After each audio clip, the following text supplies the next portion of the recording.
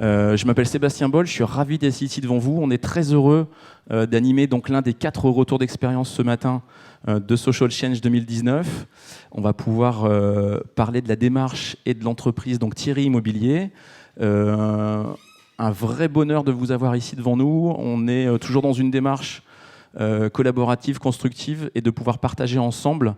Et comme j'avais dit à divers animateurs, l'idée que vous êtes levés ce matin en se disant tiens, on va essayer de changer le monde ensemble, eh bien déjà ça nous donne plein d'énergie positive en tout cas, et on va essayer d'être le plus clair et le plus apporteur de solutions possibles ce matin. On est parti pour 45 minutes ensemble. Vous allez avoir la possibilité de poser des questions. Je vais vous expliquer ça dans quelques secondes avec le petit logiciel evals.fr. On va regarder ça. Je regarde si... Eh ben, on est plutôt pas mal. On va partir du début. Voilà. Et donc, on va pouvoir évoquer ce matin l'aventure de Thierry Immobilier sur le thème de recréer du lien social ensemble. Donc, je m'appelle Sébastien Boll. On va pouvoir avoir ici le témoignage de Benoît Thierry, président de Thierry Immobilier. Je vous remercie encore d'avoir participé. Avec plaisir. Et d'être ici avec nous. Et vous allez avoir aussi donc Anne-Laure Simon, qui est consultante experte RSE de l'agence Déclic. Et je vais déjà commencer par vous demander de les applaudir, parce que c'est un grand plaisir de les avoir avec nous. Sur la partie donc, interaction avec vous, on va vous demander de vous connecter sur le site evals.fr, c'est ici en bas à gauche. Vous avez un petit code SC19. Vous avez déjà dû, pour certaines personnes en tout cas, pu participer à cette animation-là ce matin. On va pouvoir récolter vos questions pendant 30 minutes. Et ensuite, dans le dernier quart d'heure, on va pouvoir interagir et pouvoir répondre à vos questions avec nos 2 invités ici présents. N'hésitez pas en tout cas, il n'y a pas de questions taboues. Le but est de pouvoir apporter le maximum de choses et d'être le plus constructif possible.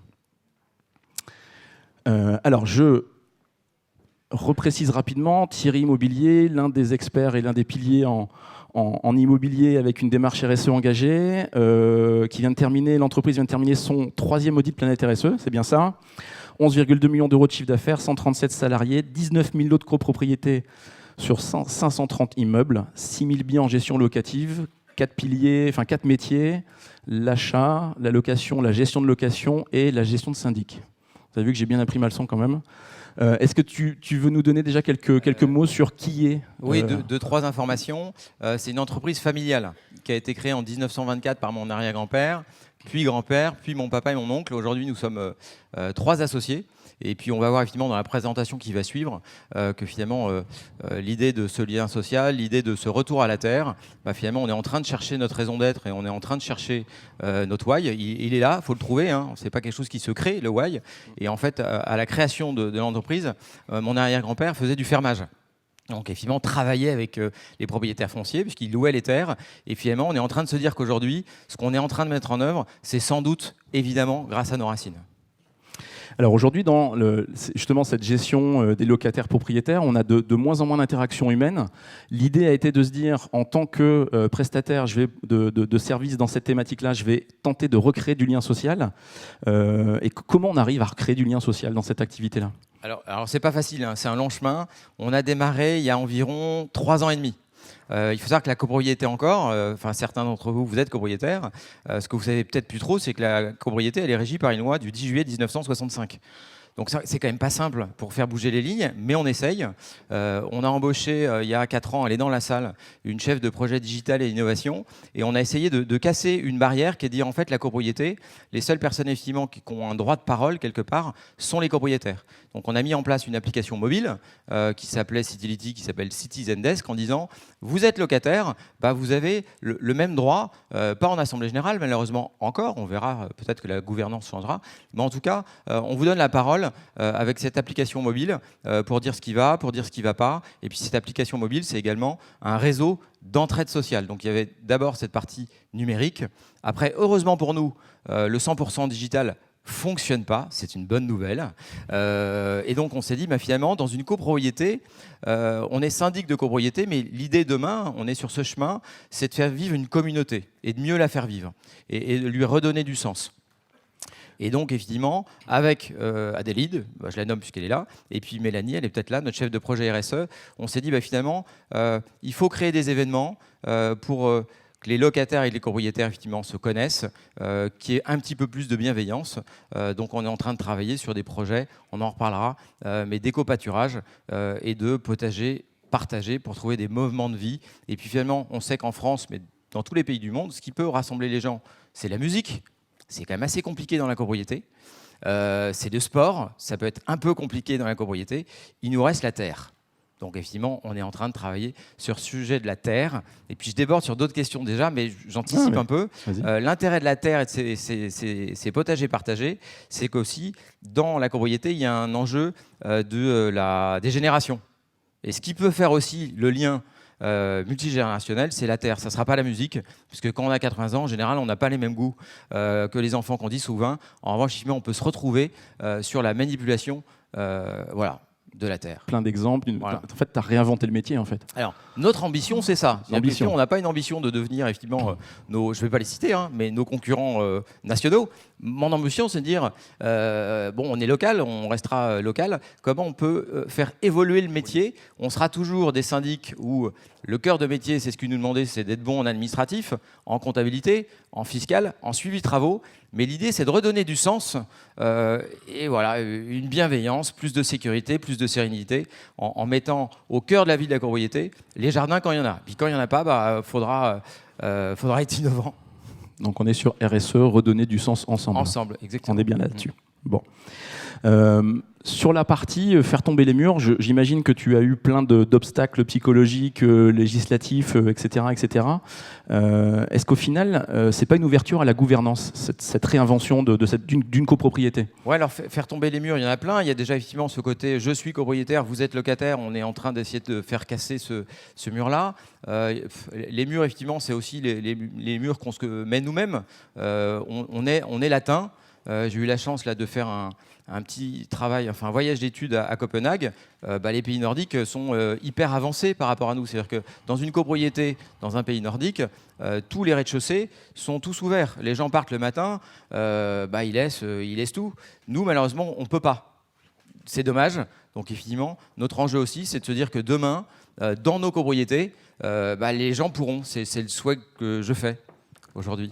Est-ce que dans les souhaits, il y a aussi l'idée de faire avancer tout ce côté législatif, juridique? Ça oui, mais ça va être long. En plus, finalement, aujourd'hui, au niveau de l'immobilier, on a plusieurs fédérations.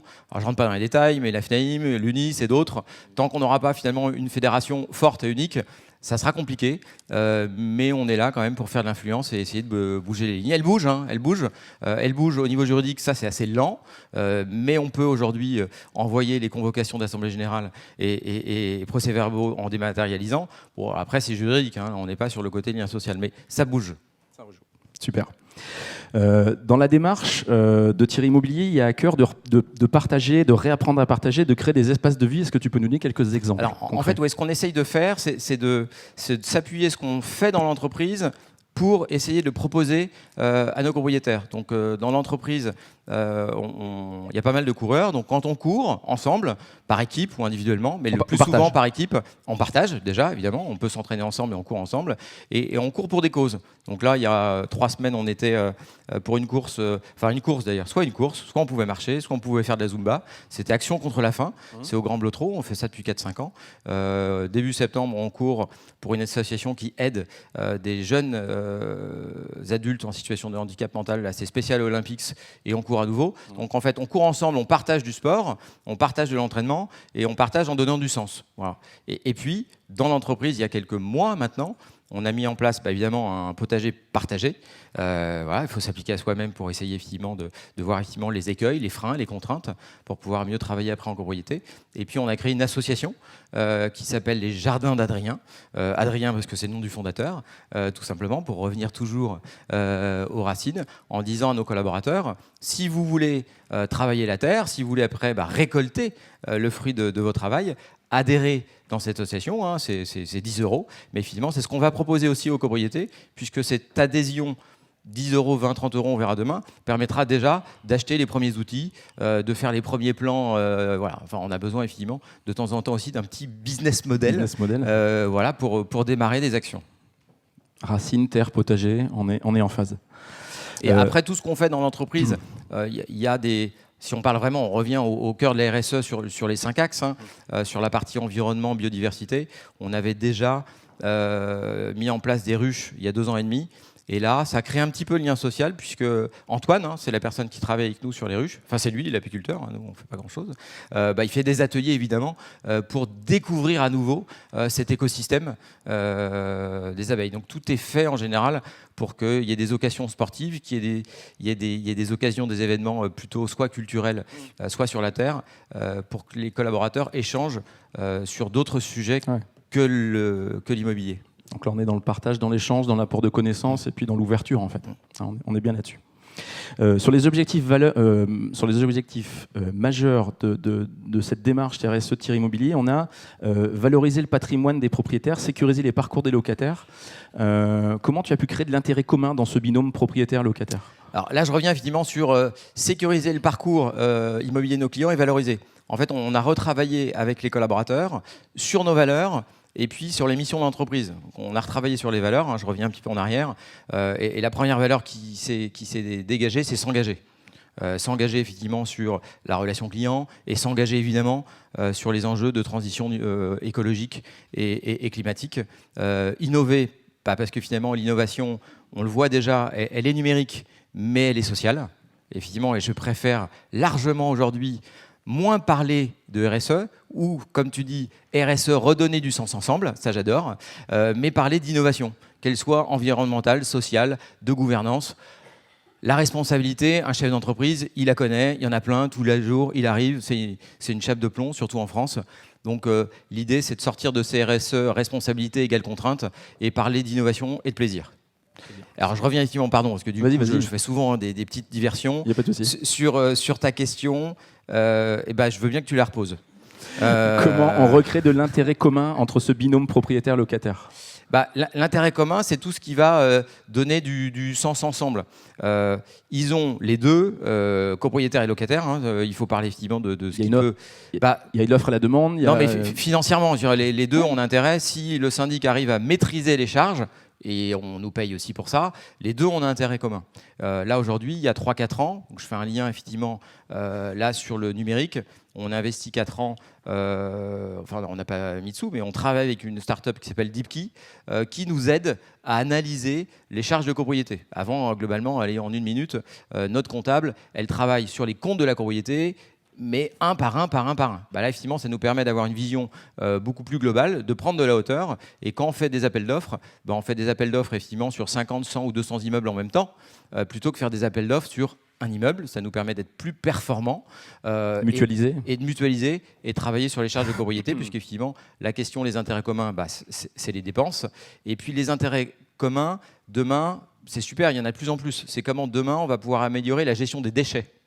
Dans la copropriété. C'est un intérêt commun. On a de plus en plus de clients, locataires ou copropriétaires, qui nous aidez-nous tout simplement à faire en sorte que dans la copropriété, il y ait le maximum de personnes qui utilisent des composts. On est bien sur la gestion des déchets. Aidez-nous finalement à travailler sur l'économie circulaire. Alors, le Bon Coin, c'est super. Très bien, c'est une super invention, et puis c'est français, c'est top. Comment finalement on peut être au niveau de chaque copropriété en bon coin ? Pourquoi aller chercher un truc à 40 km et faire 40 km quand finalement peut-être que le voisin, là dans son... Le voisin là. Et de se dire, le gaspillage, quand je pars en vacances ou quand je reviens et que je dois mettre à la poubelle mes denrées qui sont périmées, comment je fais demain pour que finalement avant, j'ai un voisin qui les accepte ? Tout ça c'est possible à partir du moment où on va recréer du lien social. Bon. Sans ça, sans des rencontres, ça sera pas possible ou ça va être hyper lent. Ah ouais. Superbe transition sur le slide suivant. Effectivement, sur cette création de points communs, d'intérêts communs, tout à l'heure tu parlais d'un côté partage-échange. Il y a eu aussi un côté multigénérationnel.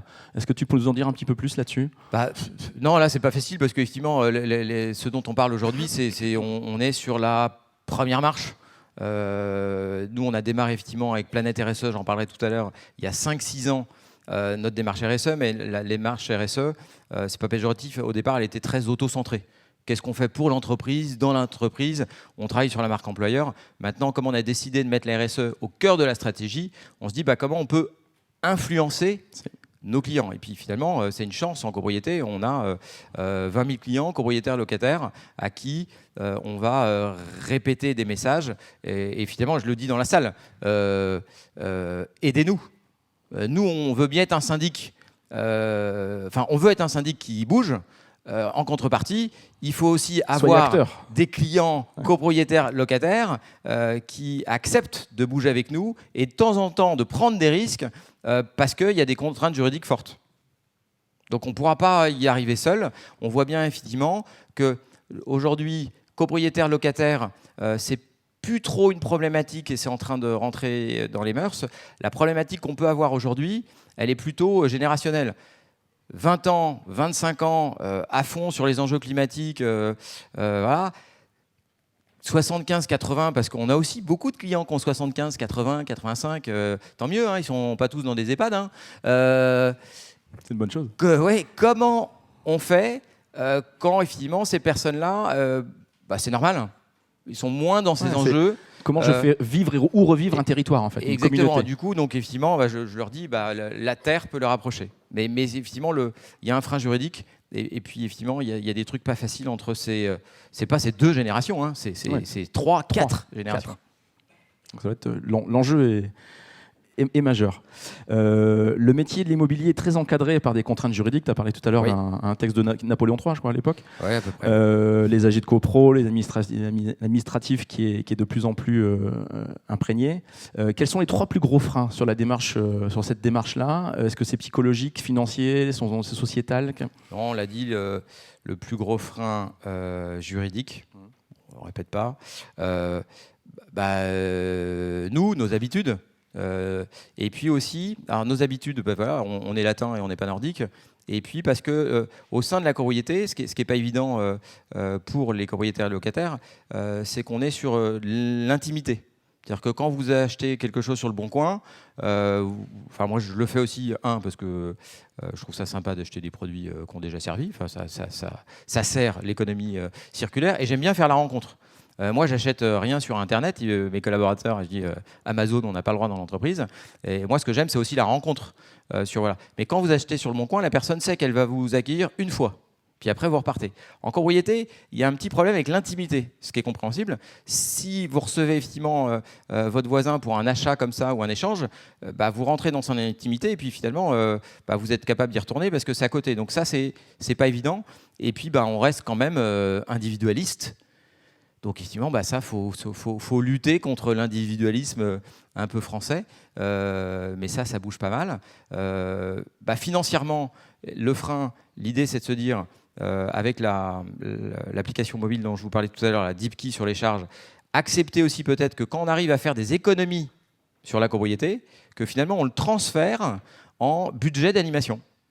Aujourd'hui, l'usage en copropriété, il y a des budgets, bien sûr, pour le nettoyage. Il y a des budgets, on va dire, nettoyage, répurgation. Tous les contrats, je vous les passe, ascenseur, VMC, Dans l'usage, il n'y a pas de budget d'animation. Pourquoi ? De budget de vie, en fait. De budget de vie, de budget tiens, on se rencontre. À nouveau, je pense que c'est peut-être quelque chose évidemment qu'on proposera, nous, à nos clients. Est-ce que vous êtes OK pour qu'on mette 100, 200, 300, 500 € en fonction du nombre de lots budget pour améliorer la vie de la copropriété. Aujourd'hui, ça n'existe pas. Et là, je pense qu'on n'est pas trop contraint, justement, heureusement, par la copropriété. C'est une volonté de chacun. Après, il y a un peu de juridique parce que finalement, est-ce que c'est une charge récupérable sur le locataire ? Juridique. Bon, faudra qu'on prenne des risques. Et puis, du coup, à nouveau, sur les freins, les nôtres, nos propres freins d'entreprise et les propres freins de nos collaborateurs. Aujourd'hui, nos collaborateurs, je parle des gestionnaires de copropriété particulièrement, parce que c'est eux qui sont physiquement en face des copropriétaires, lors des conseils syndicaux, lors des assemblées générales. Évidemment, l'assistante et la comptable est indispensable au rouage, mais ils sont moins en frontal. C'est les propres freins de nos collaborateurs qui sont aujourd'hui des techniciens de la copropriété déjà très polyvalents, déjà très ancrés dans l'humain. Parce que quand vous êtes gestionnaire de copropriété, si vous n'aimez pas l'humain, vous faites de la copropriété 1 an, le temps de faire une année, une assemblée générale et de vous dire oula, c'était pas mon truc. C'était pas mon truc. Et il va falloir effectivement qu'on les accompagne dans cette mutation en disant encore plus d'humain, encore plus d'accompagnement et encore plus d'animation. Donc nos propres freins. Et puis le propre frein de l'entreprise, c'est aussi financièrement. Là aujourd'hui, on va dans les pilotes, les expérimentations qu'on fait sur l'éco-pâturage et sur les potagers partagés. On va faire des tests à chaque fois d'1 an. On autofinance ces tests. Et on dit en revanche aux copropriétaires, votez le fait qu'on expérimente. En revanche, après, c'est des charges de copropriété. Ça ne peut pas être l'entreprise qui expérimente pendant 2, 3, 5 ans. 3 ans. Parce que l'idée, c'est d'expérimenter 2 et 2, mais d'expérimenter le plus largement possible. Donc, à un moment, il y aura quand même une contrainte budgétaire. Ouais, tout à fait. Alors, on voit bien que là, on est vraiment dans cette innovation, ce changement de modèle, ce changement de paradigme. Est-ce qu'il est arrivé à une partie des parties prenantes de renoncer, de dire non, en fait, ce modèle-là, ça ne marchera pas. Non, mais c'est pas pour moi. C'est beaucoup trop tôt pour qu'on renonce, parce qu'on vient de démarrer. Voilà. Donc, c'est beaucoup trop tôt pour qu'on renonce. On voit qu'il y a une écoute. J'espère que vous aurez des questions et voilà, il y en aura. Il y en aura. Il y a une écoute de nos collaborateurs. Moi, à chaque fois que j'en parle effectivement dans des réunions, vous faites ça en tant que syndic, je dis on fait ça, on y va quoi, on va tester. Et donc il y a une écoute très très positive. Et puis je dirais ces derniers mois, malheureusement, nous montrent que les enjeux, quels qu'ils soient, climatiques ou autres, fait qu'on est obligé d'avancer. Et non, on ne renoncera jamais. Moi, j'ai 47 ans. Il me reste 20 ans. Je suis plutôt résilient.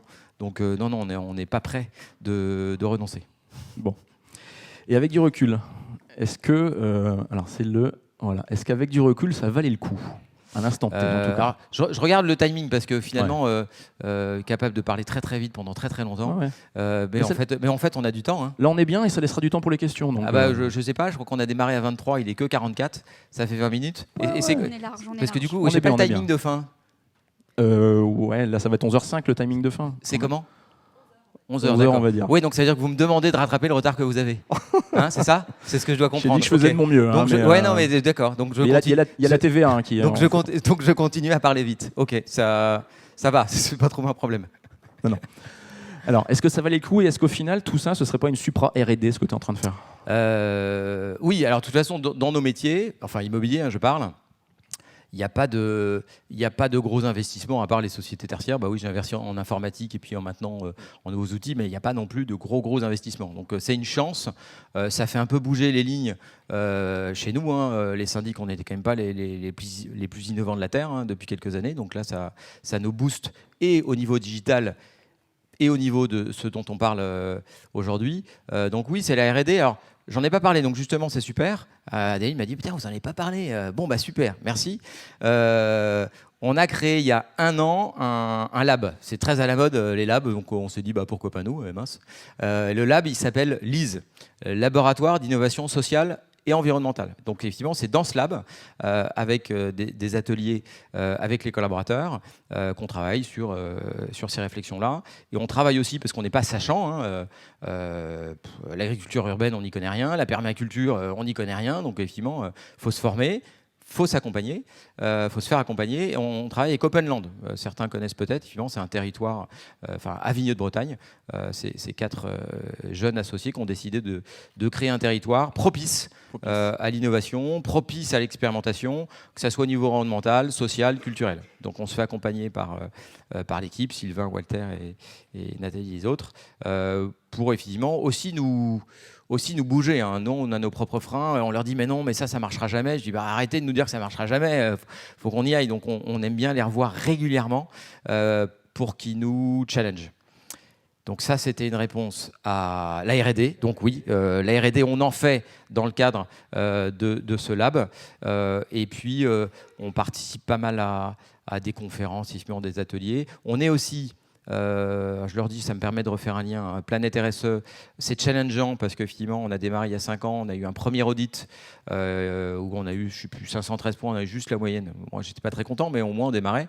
Du coup, l'idée, c'est de faire plus. Donc, le 2e audit, on a fait plus. Le 3e audit, on a fait plus. Donc, comme il y a des TPE, des PME dans la salle, j'en profite. Moi, maintenant, comme j'étais adhérent, je suis devenu président de Planète RSE. Donc, si vous êtes dans une TPE, PME et vous avez envie de structurer la démarche RSE, vous pouvez adhérer à Planète RSE. Mais vous pouvez aussi travailler avec Lucie, j'en parle, ou avec les 26 000 de l'Ouest, il n'y a pas de concurrence dans les gens qui peuvent vous accompagner en RSE. On est tous là pour faire avancer le schmilblick. Il faut juste que vous trouviez, à un moment donné, dans votre parcours d'entreprise TPE, PME, l'association, le consultant qui est la bonne personne au bon moment. Voilà, donc pas de concurrence, je parle facilement des gens qui sont effectivement dans le premier stand quand vous montez l'escalier. Il y a une fresque qui est super bien faite. L'idée, effectivement, c'est de donner envie aux chefs d'entreprise et d'arrêter de parler de contraintes. RE2, j'ai fait petite discrétion, j'aime bien, et puis je reviens parce qu'en fait, on a 13 minutes, donc finalement, j'ai du temps. Je peux faire passer plein de messages, ça c'est chouette. On était sur la R&D, et donc aussi, là, finalement, pour les entreprises qui sont peut-être encore plus structurées, plus grandes, à Nantes, il y a l'association Dirigeants Responsables de l'Ouest, qui est une super association, où là, on a travaillé cet été sur les universités d'été responsables, et on va travailler sur 10 chantiers ensemble. Alors, je ne vais pas tous les citer, mais la mobilité, le zéro plastique et tout ça. Donc, effectivement, c'est un territoire, du coup, on peut aussi remercier Nantes Métropole, je le fais un peu avant, mais effectivement, c'est un territoire où, effectivement, on travaille ensemble, public, privé, petite boîte, moins gros boîte, effectivement, consultante, accompagnant, effectivement, pour faire bouger les lignes. Donc, tout ça fait que, on fait tu es vraiment le digne représentant de la démarche. On fait quelque part les R&D, c'est sympa de se dire ça. Et de cette démarche RSE. Merci en tout cas de cette première partie de témoignage. Je vais demander à Anne-Laure un petit peu de son avis, sur un œil d'expert sur tout ce qui vient d'être affiché et annoncé. Merci Benoît, merci de ton enthousiasme et de ton énergie. Moi, c'est ce que je retiens là de ta présentation. Tu dis que tu fais des petites digressions, etc. C'est vrai, mais tu nous embarques parce qu'on sent que ta vision de chef d'entreprise, tu la vis dans ton corps, tu la vis dans ce que tu dis, donc c'est extrêmement agréable. Moi, j'ai envie de dézoomer un tout petit peu par rapport à ce que tu nous as présenté. Tu as dit, on a commencé la démarche RSE il y a 5-6 ans.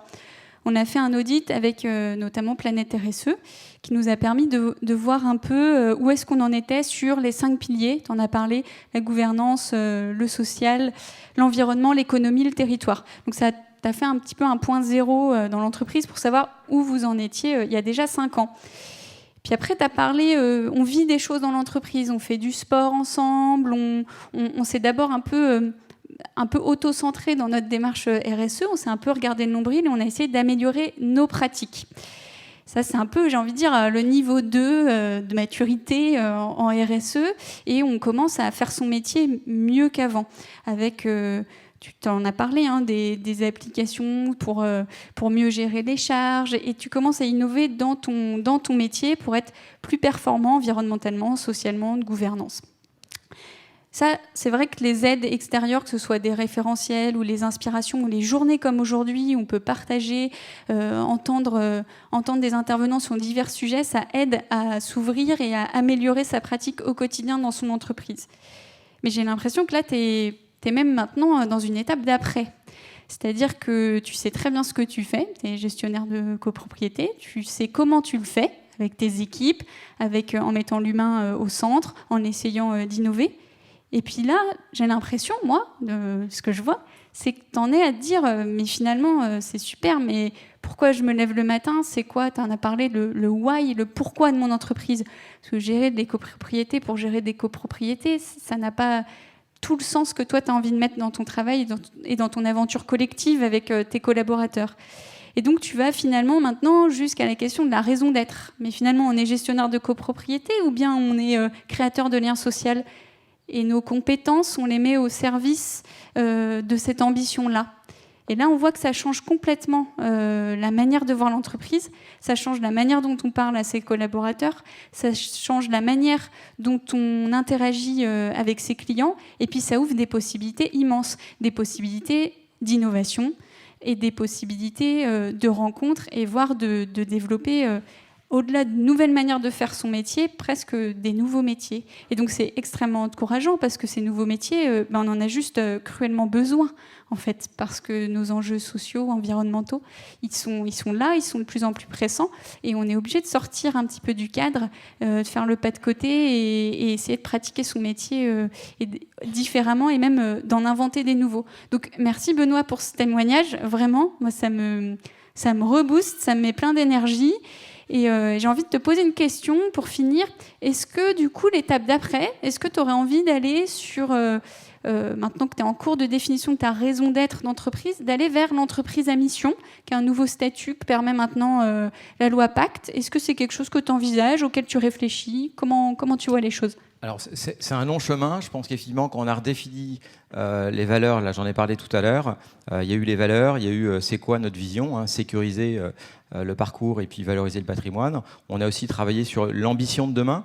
L'ambition de demain, c'est effectivement aider nos clients à créer du lien social et à respecter l'environnement. C'est quelque part un chemin.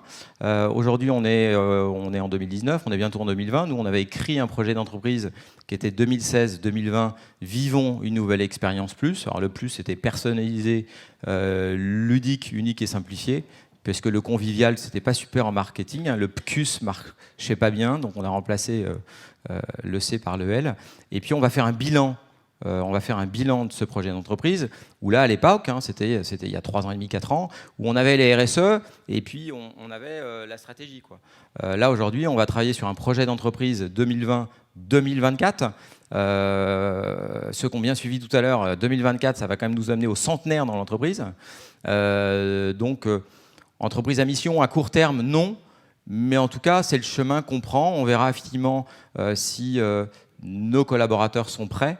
Mais de toute façon, c'est clair, le projet 2020-2024, la RSE sera définitivement au cœur de la stratégie, puisque tu disais tout à l'heure, effectivement, est-ce que vous êtes prêts à renoncer? Non, on voit déjà aujourd'hui que le chemin qu'on a pris, il est positif parce que on arrive à se différencier de nos concurrents. Voilà. Avec une conviction profonde, hein, c'est pas on se différencie pour se différencier, mais ça fonctionne, on est à l'écoute. Il y a vraiment du plaisir à le faire, hein, je sors de la contrainte et il y a vraiment du plaisir à le faire. Comme tous les métiers, embaucher, c'est difficile. Fidéliser, c'est pas évident. Et fidéliser, il faut qu'on ait des collaborateurs qui soient épanouis. Donc effectivement, on travaille sur cette marque employeur et on arrive aujourd'hui à attirer des collaborateurs qui continuent à aimer leur boulot de copropriété, mais qui veulent le faire chez nous et comme ça. Donc évidemment, tout ça, ça nous entraîne à évidemment continuer. Et demain, mais ça je ne sais pas encore, à devenir une entreprise à mission. En tout cas, si on n'est pas une entreprise à mission, on sera tous les ans plus vertueux, avec une croissance plus durable que les jours précédents. J'allais dire, le fruit a déjà une très belle maturité et on va encore lui laisser du temps pour pouvoir aller dans cette démarche. Voilà, on a du temps. Alors, on va dire, climatiquement, on n'a pas de temps, on est tous d'accord. À l'échelle de l'entreprise, ça fait déjà 95 ans qu'on existe. Donc, effectivement, il faut tous les jours renoncer à certaines choses, ça c'est des petits trucs, et puis effectivement avoir des enjeux plus importants. Et l'enjeu, effectivement, c'est faire... alors, c'est pas faire bouger nos clients, ça serait très orgueilleux de notre part. C'est que chacun de nos clients bouge individuellement. C'est comment réussir à vous faire bouger collectivement pour que ça aille plus vite. C'est pas pareil. Belle aventure, belle mission. Merci Anne-Laure pour ces questions et cette synthèse. Merci Benoît, j'aimerais vraiment qu'on puisse les applaudir. Une très très belle démarche. Et on va donc arriver à la dernière partie de notre synthèse avec les questions que vous avez pu poser sur evals.fr. La première question, comment gérez-vous la gestion des potagers partagés et des espaces partagés? Benoît, le temps de te servir. Cette molécule qu'est la vie. Alors, dans l'entreprise, il y a eu un comité pilote qui a créé cette association, hein, les Jardins de Rien, elle a effectivement des statuts. Et puis finalement, on a nous en interne un réseau social d'entreprise. Donc dans ce réseau social, effectivement, il y a des plannings qui s'occupent effectivement des choses qu'il y a à faire dans le potager. Ça, oui, je ne l'ai pas dit tout à l'heure, les personnes qui rentraient dans cette association, on a eu des formations d'agriculture urbaine, de permaculture. Donc en fait, ce modèle d'entreprise, c'est ce qu'on va proposer à nos copropriétaires, hein, parce qu'effectivement, je le dis, ce dont on parle, c'est l'expérimentation. Là, les 2 éco-pâturages et les 2 potagers partagés, ils n'existent pas encore. On a travaillé sur le business model, et en fait, ce qu'on va proposer aujourd'hui, c'est une location, c'est-à-dire que quelqu'un qui voudra cultiver 10 mètres carrés ou 15 mètres carrés dans la copropriété, paiera 2 € par mois. Il faut savoir que c'est à peu près le modèle.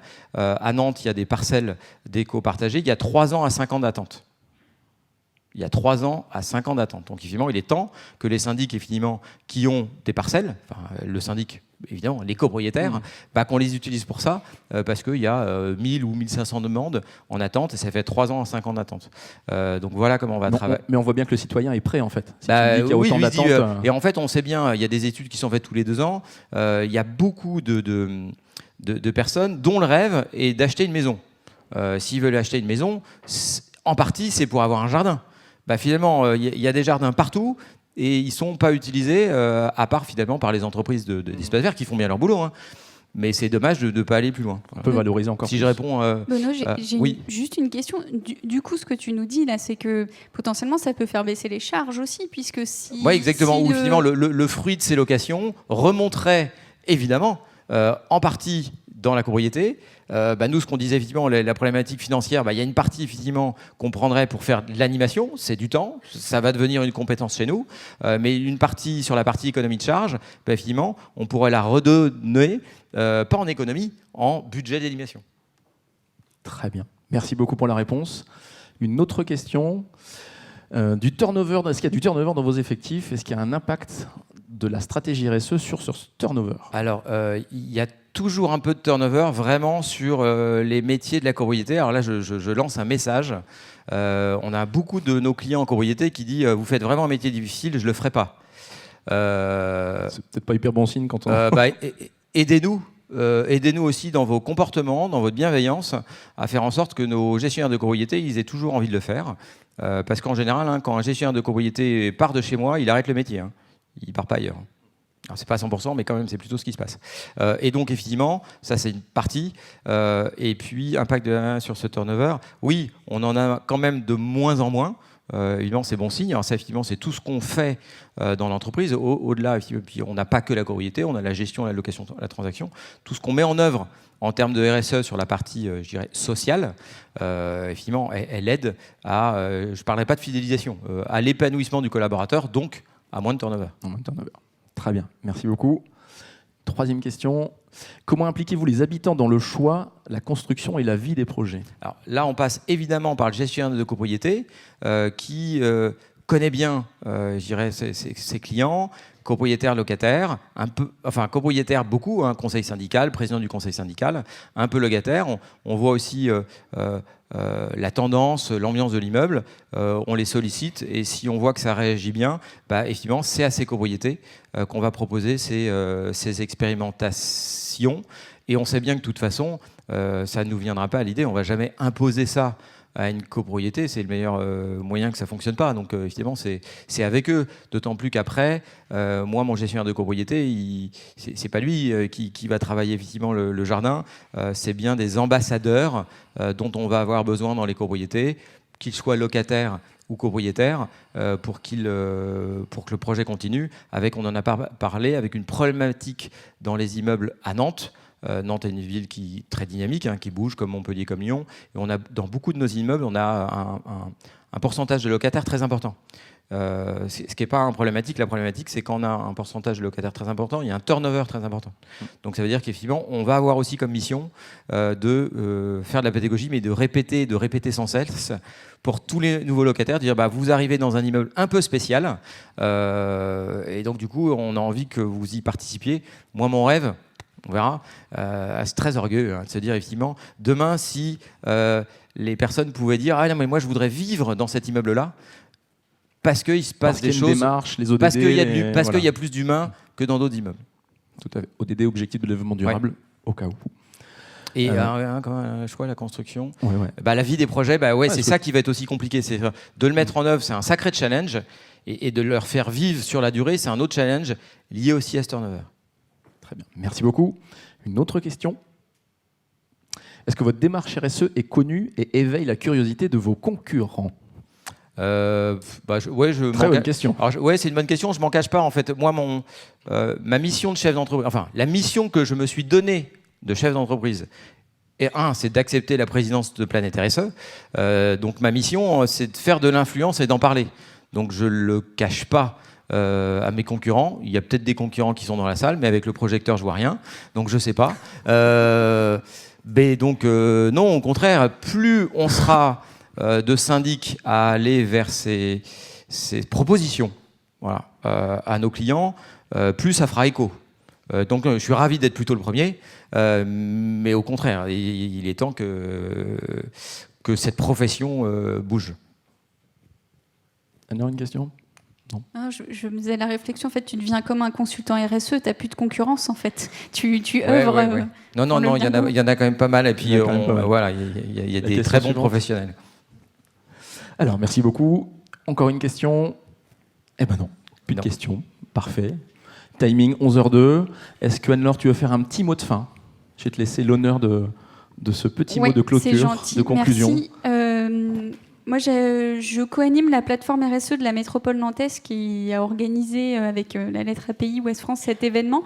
Et donc, déjà vous remercier d'être là. C'est un événement qu'on a construit sur plusieurs mois, avec toute la dynamique de l'écosystème de la métropole nantaise. Et c'est ça que j'ai envie de souligner, c'est que sur ce territoire en particulier, il y a une dynamique d'acteurs qui est vraiment extrêmement mobilisée et avec un super état d'esprit pour faire avancer les entreprises du territoire vers plus de RSE. Pourquoi ? Pour avoir un tissu économique plus résilient, des gens qui travaillent ensemble et qui relèvent les défis qui sont devant nous, parce qu'on n'arrivera à les relever que collectivement. Donc c'est un plaisir pour moi de vous voir si nombreux aujourd'hui, et j'espère que vous allez pouvoir rencontrer des interlocuteurs pertinents, intéressants par rapport à où vous en êtes, vous, dans votre démarche. Là, ce qu'on a vu avec Thierry, c'est l'avancée, la montée en puissance dans l'entreprise d'une démarche RSE, mais où que vous en soyez au premier pas, à simplement vous interroger ou à vouloir complètement changer de modèle, normalement, dans cette journée, vous allez trouver, on l'espère, tout ce qu'il vous faut. Voilà, donc belle journée à Social Change. Je peux rajouter, oui, non, j'avais dit, je ne sais pas si elle est dans la salle, mais j'avais dit que j'essaierais de le placer, je n'ai pas réussi, alors je le fais à la fin. Je voulais dire un petit mot. Anne-Sophie Messel, elle travaille pour le fonds de dotation de la Banque Populaire, enfin BPGO, et donc elle met en place depuis très longtemps, on y a contribué, un truc qui est super, en fait c'est 1 + 1 + 1 = 3. Une entreprise cherche une association. Donc nous, on est mécène de toi, moi, depuis 5 ans. Et du coup, on a sollicité nos clients, nos partenaires. Donc quand on mettait 1 euro... quand nos clients mettaient 1 euro, je mettais 1 euro. Et le fonds de dotation mettait 1 euro supplémentaire. Donc c'est encore en cours. Donc si il y a des chefs d'entreprise ou s'il y a des présidents d'associations, c'est un truc qui fonctionne bien. Et donc on est souvent à taper aussi contre plein de monde, dont les banques. Il y a quand même des banques qui bougent. Donc il faut utiliser quand elles font des choses bien et qu'elles sont au cœur de la RSE. Donc tapez fonds de dotation BPGO. Ils font des trucs bien. J'aurais réussi à le dire. En plus, à 11h05, on est dans le timing. On est timing. Merci Benoît, merci Anne-Laure, merci de les applaudir. Je vous souhaite une excellente journée. N'oubliez pas, parce qu'on a cette chance d'animer ça, au niveau de la mezzanine et du corner, il y a les fondamentaux de la RSE, il y a le zéro déchet, et il y a du burger quiz aussi. Florence de API m'a dit que finalement, les personnes qui voulaient continuer cette discussion c'est ça, je dis pas de bêtises ? Non, vous êtes au courant ? Alors on peut se retrouver dans la salle GH pour des personnes qui auraient d'autres questions. Mais je ne sais pas combien de temps. Un peu plus loin. Mais c'est ce que m'a dit Florence. Bon. Voilà. Merci en tout cas, une excellente journée, un très bon Social Change 2019.